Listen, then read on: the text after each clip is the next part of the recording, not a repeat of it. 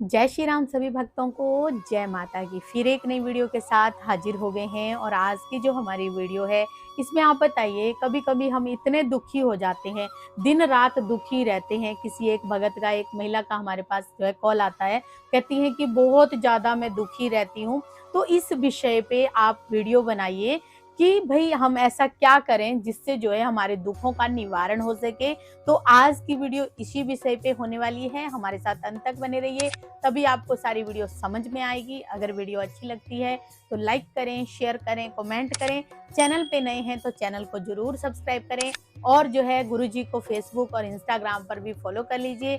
चलिए शुरू करते हैं आज की वीडियो। जय श्री राम। जय श्री राम, जय श्री बालाजी महाराज, जय माता। मन में संदेह रहता है कि बहुत दुखी हैं, कष्टों से बहुत सारे कष्ट जो है हमारे ऊपर आन टूट पड़े हैं। और ये भी संदेह रहता है कि पूजा कर रहे हैं, पाठ कर रहे हैं, सब कुछ कर रहे हैं, लेकिन उसके बाद भी हमारी दुख और हमारी विदा खत्म नहीं होती। कहीं ना कहीं हमारे घर में क्या कोई तंत्र कर दिया है, क्या कोई जादू टोना कर रखा है, या घर के अंदर कोई ऐसी परिस्थिति पैदा कर रखी है किसी ने कि जिसके कारण ये दुख खत्म होने का नाम ही नहीं ले रहे। हम नहीं जानते कि कौन हमारे पितर कितने ताकतवर थे, क्या था खानदान में, कुछ नहीं पता। अगर आप शून्य हो फिर भी दुख का सामना, आपका जो है घर से दुख खत्म नहीं हो रहा और दुख आपसे दूर नहीं जा रहा। तो सबसे पहली बात होती है कि दुख और सुख जीवन के आधार है, एक ही पहलू है। जिस प्रकार से एक शरीर में दो हाथ होते हैं, उसी प्रकार से क्या होता है कि दुख और सुख दोनों साथी हैं। अगर सुख को बुलाओगे तो दुख भी आएगा, अगर दुख को बुलाओगे तो सुख भी आएगा। तो क्यों ना ऐसा कोई कार्य करें जिससे हमारा बैलेंस हो जाए। मान लो दुख भी आए तो सुख उसको बराबरी टक्कर दे दे।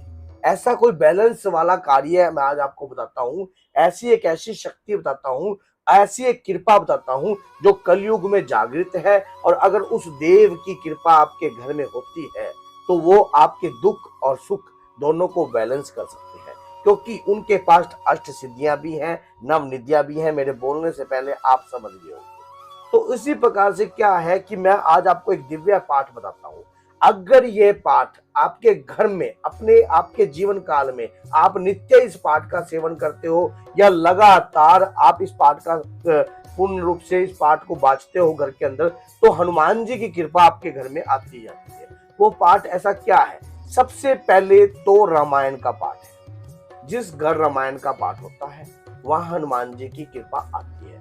हनुमान जी के वीर आते हैं, हनुमान जी के दूत आते हैं, श्री राम जी के दूत आते हैं। तो वहां पर उस घर के अंदर माँ लक्ष्मी की कृपा भी होती है, और दुख और अभाग्य कोसों दूर भाग जाता है, व्यक्ति भाग्यवान बन जाता है। अब आपको सुनने में बड़ा चंबा लगेगा, लेकिन एक बार से नहीं, लगातार अपने घर के अंदर किसी भी, या तो सावन मास में, या किसी भी ऐसे प्रमुख दिन जो विशेष दिन होता है, जैसे कि पूर्णिमा का दिन हो गया, या मंगल की पूर्णिमा चल रही हो, हनुमान जन्मोत्सव हो, राम नवमी हो, दुर्ग नवरात्रि हो, तो आप प्रारंभ कर दीजिए रामायण का पाठ। अपने घर में प्रारंभ कर दीजिए, उसी दिन से आप रामायण का पाठ चालू कर दीजिए। आपके घर में कृपा होने ही लग जाएगी, 101% होएगी। दुख जो है वो हमेशा सुख उनको टक्कर देगा, और सुख जो है उनको दुख टक्कर देगा, क्योंकि बैलेंस रखना पड़ता है।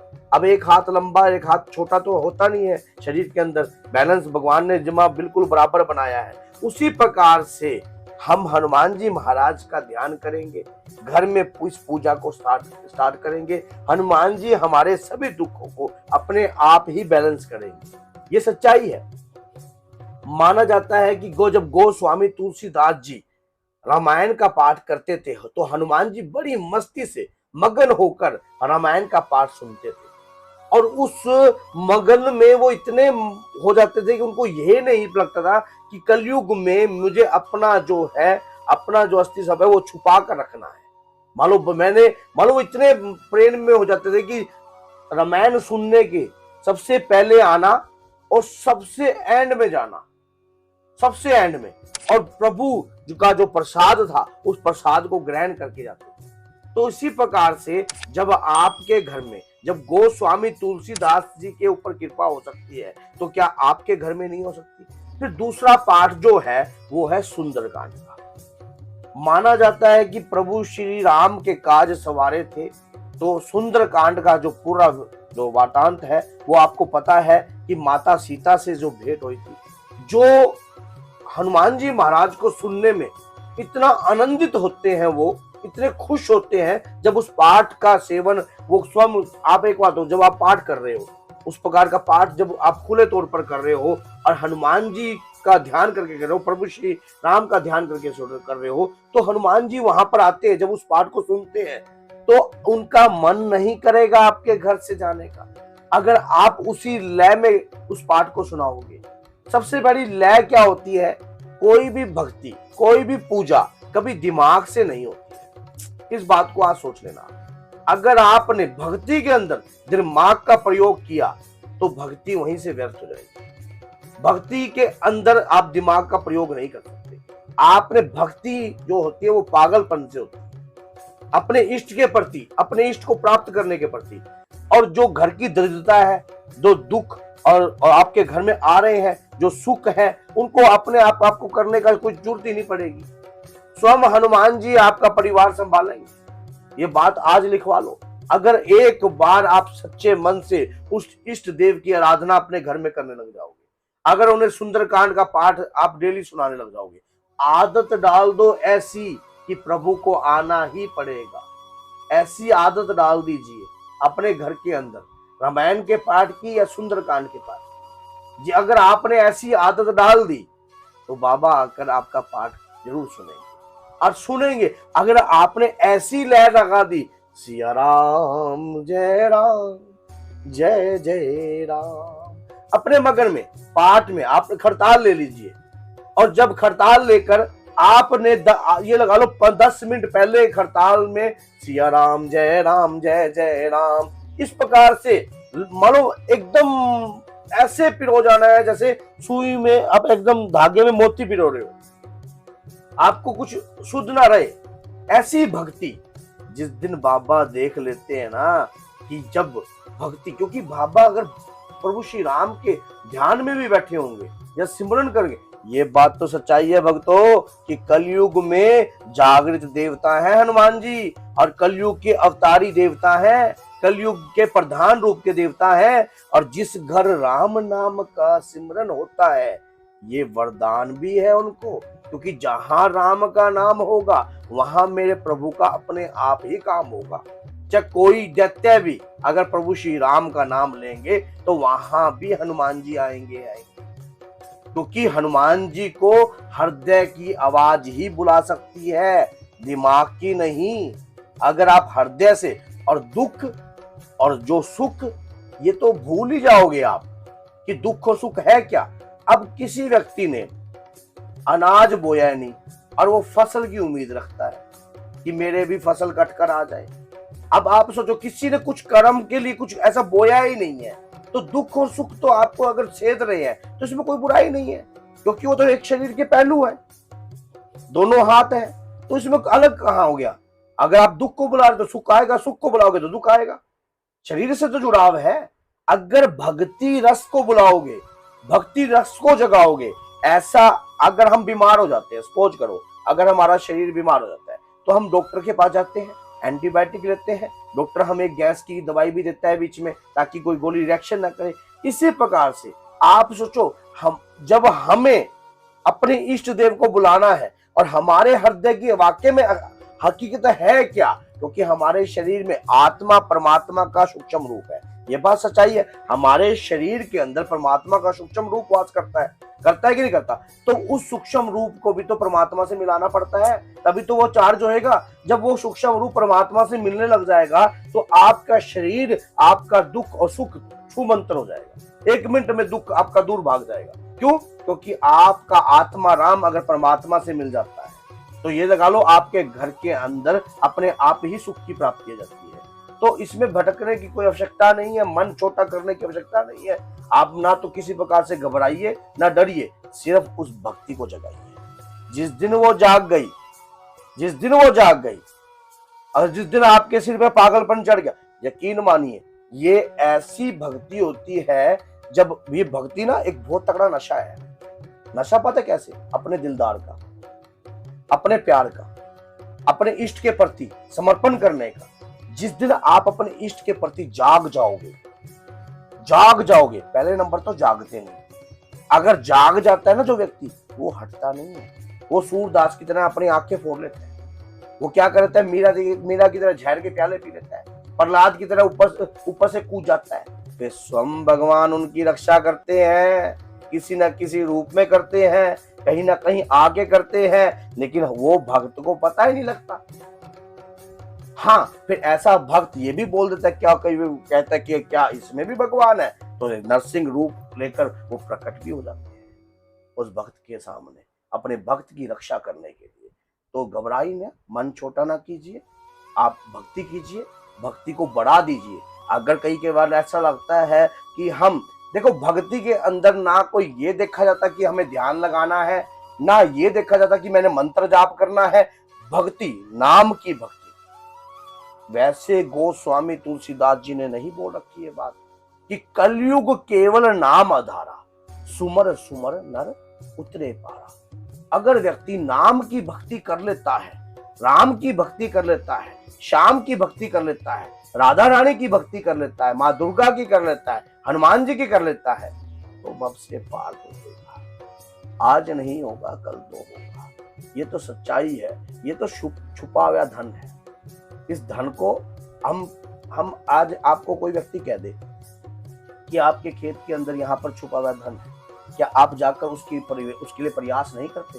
तो आज मैं आपको इस वीडियो के माध्यम से बता रहा हूं कि आपके अंदर जो आत्मा राम है वो परमात्मा का है, वही छुपा हुआ धन है। क्योंकि कलयुग में जागृत देवता की जिसकी आप आराधना कर रहे हो, वो क्या है? अष्ट सिद्ध नवनिधि के दाता, वो देनहार है। मतलब हर चीज दे सकते हैं आपको, सुख और समृद्धि भी प्रदान कर सकते हैं। सिर्फ शर्त एक यही है, वो बिकते नहीं है, वो भक्ति से पियो जाते हैं बस।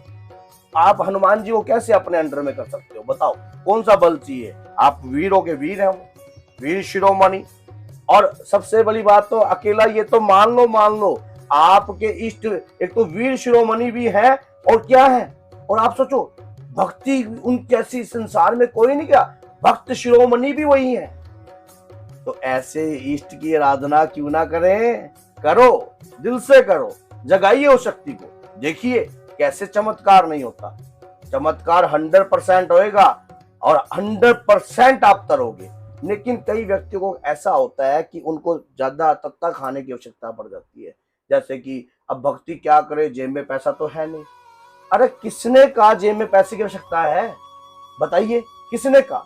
व्यक्ति एक समय एक कपड़ा अगर व्यक्ति ने सिलवा लिया, पहनते तो आप एक ही हो, 10 ड्रेस से एक समय में नहीं पहन सकते। अगर आपको जरूरत पड़ेगी तो 10 रुपए की ही पड़ेगी, 1 रुपए की पड़ेगी, ज्यादा एक समय के भोजन की ही पड़ेगी। और करोड़ों की संपत्ति की आवश्यकता एक दिन में नहीं पड़ती है, ये बात याद रख लेना। तो भक्ति जिस दिन जाग गई, अपने आप ही सब काम होंगे, अपने आप ही। आपको कुछ करने की जरूरत नहीं पड़ेगी, कुछ भी नहीं। अगर मेरी बात यकीन नहीं होती, एक बार 41 डेज तक आप लगातार रामायण का पाठ कीजिए, सुंदरकांड का पाठ कीजिए, और यही लगन से कीजिए कि आपको अपने प्रभु की इच्छा चाहिए, और ना कीर्ति चाहिए, ना वैभव चाहिए, ना धन चाहिए। आपको हनुमान जी 41 डेज तो क्या 11 दिन के अंदर ही दर्शन देने लग जाएंगे, किसी न किसी रूप में आपकी परीक्षा लेने लग जाएंगे। वो देखते हैं अपने भक्त का प्रयास, वो देखते हैं अपने भक्त का समर्थ, वो देखते हैं कि कितना मेरा भक्त मेरे प्रति कितना जागृत है, कितनी ऊर्जा इसके अंदर प्रभावित हो रही है, कितना ये अपनी ऊर्जा को जगा रहा है, कितनी लगन है, कितनी लगन है। क्या आप बताओ, आप स्वयं आपको पता होगा कि प्रहलाद है, अब जो श्री हरि को बाज रहे हो, श्री हरि का नाम ले रहे हो, क्या आप बताओ उनको कष्ट देना कोई स्वाभाविक है? लेकिन भगवान श्री हरि ने, उन्होंने जब ऊपर से गिरा गया तब भी उन्होंने, वो जानते थे, सिर्फ उसकी भक्ति को देख रहे थे। जब देखा कि उसको जहां भी मारना, हाथियों के नीचे कुचलने की कोशिश करी, तब भी उनकी भक्ति देखी जा रही थी। और जो ध्रुव थे, आप सोचो, जो ध्रुव थे वो मात्र 5 साल की आयु में पिता की गोद में बैठना चाहते थे। जो ध्रुव तारा है ना आकाश में, वो पिता की गोद में, जब खुद के पिता ने त्याग दिया दूसरी माँ के कारण है, तो आप सोचो वो अपनी माँ को आगे कहने लगे कि मुझे पिता की गोद में बैठना है। तो माँ ने एक ही बात कही कि इन पिता से तो जगत पिता की गोद में बैठी है। उस 5 वर्ष की आयु में ध्रुव ने स्वयं ध्रुव ने क्या किया, श्री हरि को प्रसन्न किया और पिता की गोद में बैठे और अजर अमर हो गए।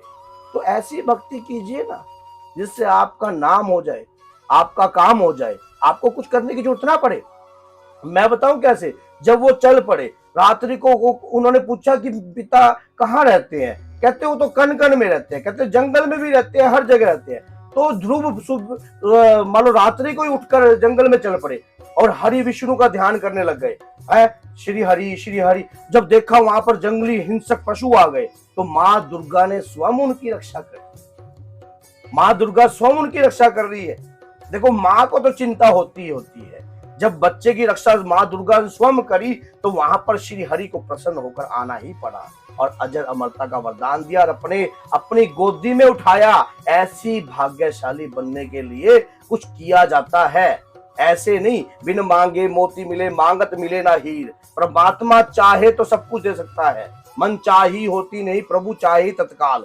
उनके चाहने से सब कुछ है, हमारे पाने की तो इच्छा बहुत कुछ है। आज कौन व्यक्ति नहीं चाहता करोड़पति बनना, बताइए, हर व्यक्ति चाहता है। लेकिन परमात्मा के प्रति प्रथम कदम भक्ति का बढ़ा के देखिए। संपत्ति क्या है, संपत्ति है क्या? आप एक बात तनिक सोच के देखिए, कलयुग के जागृत देवता हनुमान जी और उनके इष्ट देव कौन? प्रभु श्री राम। श्री राम कौन? श्री हरि। हरि उनके जो माता सीता है वो है कौन? सुख समृद्धि, सुख और समृद्धि। मातु लक्ष्मी करे कृपा, करे हृदय में वास, मनोकामना सिद्ध करो यही मोर अरदास। और यही मोर अरदास, हाथ जोड़ विनती करूं, सह विधि करूं श्वास। जय जननी जगदम्ब के सिंधु सदा में सुमरे तोई, ज्ञान धन विद्या ऐश्वर्य दे मोही। तो आप सोचो क्यों नहीं जगा सकते? आप जगा सकते हो, सिर्फ जगाना पड़ता है। अंदर से जगा दीजिए, नित्य नेम बना दीजिए। जितना आप सोच रहे हो ना ये भक्ति का मार्ग इतना आसान है, तो आसान नहीं है। सिद्धि का मार्ग आसान हो सकता है, किसी मंत्र की शक्ति को जागृत करना आसान हो सकता है, लेकिन भक्ति का मार्ग आसान नहीं है। ये बात आज सुन लेना। भक्ति के मार्ग में तपना पड़ता है, वो इतना तपना पड़ता है जब तक का प्रयास। परमात्मा स्वयं अपने बच्चे को ऐसा निखारता है कि उसको फिर जन्म मृत्यु के चक्रों से ही परे कर देता है। ये तो मेरा लाल है, मैं क्यों अपने आप को कष्ट। फिर परमात्मा को ही कष्ट होता है ना, अगर उसको कष्ट होता है। तो ऐसी भक्ति कीजिए तो आप स्वयं जानते हो क्या हुआ। देखिए, जब लक्ष्मण जी को मूर्छा आई तो प्रभु श्री राम के आंखों में आंसू आ गए। वो प्रभु श्री राम के आंखों में आंसू इसलिए नहीं आए थे कि वो मेरा भाई है, वो इसलिए आए थे कि वो मेरा दास है। वो मेरे लिए वो 14 वर्ष तक सोया नहीं। वो भक्ति जो अपने इष्ट के प्रति प्रेम कर देती है, पागल कर देती है, तो भगवान को भी रोना पड़ता है, भगवान को भी आना पड़ता है धरती पर अनगिनत रूपों के अंदर। ये बात तो सभी ले जाते हैं कि गीता में आपने सुना है कि जब जब अधर्म फैलता है, जब जब पाप बढ़ता है, तो भगवान किसी न किसी रूप में धरती पर अवतरित होते हैं। लेकिन जब भक्त भक्ति करता है तो स्वयं भगवान उसे गोद में लेने के लिए अवतरित होते हैं। तो आप देख लीजिए, अब प्रेमानंद जी महाराज हैं जो आप सुनते हो, राधा रानी की भक्ति करते हैं, उनकी दोनों किडनी खत्म है, लेकिन राधा राधा राधा राधा राधा राधा, उनके मुख से राधा नाम कितनी बार निकलता है। भक्ति करते हैं वो, मानो उनको और कुछ नहीं चाहिए, ना धन ना दौलत ना किसी प्रकार का, उन्हें क्या चाहिए? भक्ति। सिर्फ उस भक्ति से ऐसी शक्ति प्राप्त कर रखी है कि करोड़ों उनके फ्रेंड है और पता नहीं कितने लोग उनको फॉलो करते हैं। और 2:30-3 बजे जो वो यात्रा के लिए निकलते हैं तो आप सोचो कितने लोग राह में खड़ जाते हैं। किसने झुकाया? ये भक्ति रस ने। अगर किसी मंत्र की सिद्धि कर लेते तो वह क्या वो कृपा प्राप्त होती है? आप सोचो, जो भक्ति से प्राप्त हो सकता है वैसे नहीं। तुलसीदास जी ने बोला, मैं दोबारा बोल रहा हूं कि कलयुग केवल नाम आधारा, सुमर सुमर न उतरे पारा। क्योंकि नाम की शक्ति जो है परम धाम को पहुंचाती है, परमात्मा की कृपा को पहुंचाती है, जन्म मरण के मृत्यु के बंधनों से मुक्त कर देती है। तो बोलिए जय सीताराम, जय श्री बालाजी महाराज। क्योंकि जहां भक्ति की चर्चा होती है वहां हमारा हृदय भी ऐसे व्याकुल हो जाता है कि बोलते जाओ बोलते जाओ बोलते जाओ बोलते जाओ। क्योंकि प्रभु के नाम के लिए, क्योंकि अब हम बोल रहे हैं ये भी उन्हीं की कृपा है। कहते कि अगर तेरी कृपा की आदत ना होती बाबा तो सुनी रहती अदालत तुम्हारी। तो बाबा की कृपा की आदत तो कभी सुनी रहती ही नहीं, और हर वक्त कृपा देते हैं बाबा, हर वक्त नए चमत्कार, अतिरिक्त चमत्कार, पता नहीं किस प्रकार के चमत्कार। हमारी लाइफ में भी खुद इतने चमत्कार हुए हैं कि पूछो मत। मान लो कहने की जरूरत नहीं पड़ती कि बाबा जो अपने हृदय में धारण कर लो वो अपने आप ही प्राप्त होने लग जाता है। लेकिन वो होता कब है? जब आपको पता है, अब आप वीडियो पे कमेंट करना बहुत आसान है, कोई अच्छा भी करता है कोई बुरा भी करता है, और लेकिन आप ये बात सोच के देखिए कि प्रभु की भक्ति के लिए प्रचारिक रूप में कार्य करना आसान नहीं। उनके नाम लेकर वो स्वयं चुनते हैं, तब कोई व्यक्ति बोल सकता है उनके लिए। अगर वो ना चुने तो कोई लफ्ज उनके लिए बोला नहीं जा सकता। वो स्वयं चाहते हैं तब कोई चाहता है बोल सकता है, अगर वो नहीं चाहते तो कोई कुछ नहीं कर सकता, क्योंकि उनके चाहने से ही सब हो रहा है। तो बोलिए जय सीताराम, जय श्री बालाजी महाराज। अगर वीडियो अच्छी लगी हो तो लाइक कीजिए, शेयर कीजिए और किसी ऐसे व्यक्ति तक पहुंचा दीजिए जो सच्चे मन से बाबा की भक्ति करना चाहते हैं, और जो कोई नास्तिक भी हो वो भी सुने तो कहीं ना कहीं परमात्मा क्या था उसकी सोच भी बदल। तो जय सीताराम, जय श्री बालाजी।